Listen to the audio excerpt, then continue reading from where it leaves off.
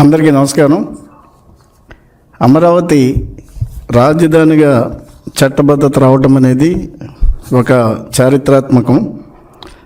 దేశంలోనే చట్టబద్ధత పొందిన రాజధానిగా, ఏకైక రాజధానిగా అమరావతి చరిత్రలో నిలిచిపోవడం దాంట్లో ఎటువంటి సందేహం లేదు. ఈ రోజున ఏదైతే రాష్ట్ర ప్రజలు ఆశించారో అటువంటి అమరావతి ప్రజల రాజధానిగా ఈ రోజున అందరూ కూడా చాలా ఆనంద సంతోషాలు వ్యక్తం చేస్తున్నారు. నిన్న ఎప్పుడైతే రాష్ట్రపతి ఆమోదం పొందిన తర్వాత గెజిట్ నోటిఫికేషన్ వచ్చిందో అమరావతి ఒక చరిత్రలో ఒక ఉన్నతమైన స్థానం పొందుతుంది అనటంలో ఎటువంటి సందేహం లేదు. 2014-19 ఏదైతే అప్పుడు కూటమి ప్రభుత్వం అధికారులు ఉన్నప్పుడు మాన్యశ్రీ ముఖ్యమంత్రి చంద్రబాబు గారు ఉన్న సమయంలో అమరావతిపై అసెంబ్లీలో డిస్కషన్ నడుస్తున్న సమయంలో అప్పుడు ప్రతిపక్ష నాయకుడిగా ఉన్న జగన్మోహన్ రెడ్డి గారు అమరావతి రాజధానిగా స్వాగతిస్తూ అప్పుడు కొద్ది భూమి అయితే సరిపోదు, సుమారుగా 30,000 ఎకరాలు ఆ రోజున రాజధానికి ఉండాలని చెప్పడం కానీ, లేకపోతే ఆ రోజున డిస్కషన్ని సపోర్ట్ చేయడం కానీ మనందరికీ తెలుసు. మరి ఈ రోజున ఆయన యొక్క వైఎస్ఆర్సీపీ నాయకుల ప్రవర్తన మనం చూసినట్టయితే 2019-24లో అధికారంలోకి వచ్చిన తర్వాత ఏదైతే అమరావతిని ఆ రోజున రాజధానిగా స్వాగతించారో అదేవిధంగా ఆ రోజున నేను ఒక ఇంటి నిర్మాణం కూడా చేసుకుంటాను అమరావతి ప్రాంతంలో అని చెప్పి ఆయన అమరావతి రాజధానిగా గౌరవించారో, అధికారంలోకి వచ్చిన వెంటనే 3 రాజధానులు అనే పేరు మీద అసెంబ్లీలో తీర్మానం చేయడం తీసుకురావడం కానీ, దాన్ని మండలిలో తీర్మానం ఆమోదం కోసం వచ్చినప్పుడు మేమందరూ కూడా మండలిలో సభ్యులుగా ఉంటూ ఆ రోజున తీర్మానాన్ని వ్యతిరేకించి ఈ రోజున రాజధానిగా ఒక ఏదైతే చట్టబద్ధత పొందిందో దానిలో ఒక భాగస్వామిగా మేము కూడా ఉండటం అనేది ఒక అదృష్టంగా భావిస్తూ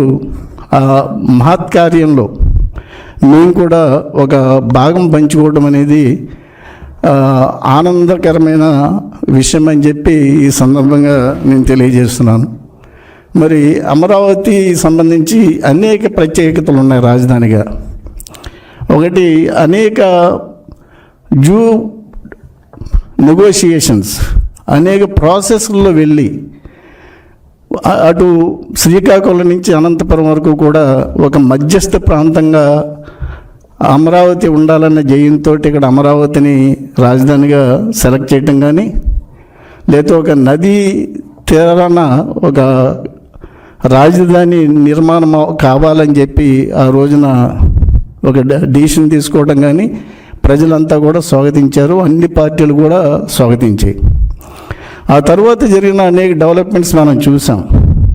అమరావతి పైన అనేక నిందలు మోపారు నాయకులు. 19-24 మధ్యకాలంలో, 14-19 మధ్యకాలంలో కూడా అమరావతి ఒక మునిగిపోయే నగరం అని చెప్పి, తర్వాత అక్కడంతా కూడా ఒక సామాజిక వర్గానికి సంబంధించిన వ్యక్తులే అక్కడ భూములు ఉన్నాయని చెప్పి, అదేవిధంగా అది ఎందుకు పనికిరాని శ్మశాన భూమి అని చెప్పి అనేక నిందలు మోపి అమరావతిని నాశనం చేసిన విషయాన్ని కూడా ఒకసారి మనం గుర్తు చేసుకున్నట్టయితే అప్పుడు పాలన ఎంత దుర్మార్గంగా సాగిందో మనం అంతా కూడా అర్థం చేసుకోవటానికి ఒక్కసారి ప్రజల దృష్టి తీసుకొస్తున్నాను. మరి ఈ రోజున కూటమి ప్రభుత్వం మళ్ళీ అధికారంలోకి వచ్చిన తర్వాత 2024 తర్వాత అనేక చేంజెస్ రాజధాని అమరావతి నిర్మాణ ప్రాంతంలో మనం చూస్తున్నాం. ఈ రోజున సుమారుగా 50,000 కోట్లతోటి పనులు స్టార్ట్ అయ్యి అనేక భవనాలు, ఆకాశ హర్మ్యాలు నిర్మాణం జరగటం ఈ రోజున ప్రజలంతా కూడా గమనిస్తున్నారు. మనం ఏదైతే వీళ్ళు అనేక నిందలు మోపారో ప్రజలందరికీ తెలుసు, రైతులు సుమారుగా 34,000 ఎకరాలు, 29,000 మంది రైతులు 34,000 ఎకరాలు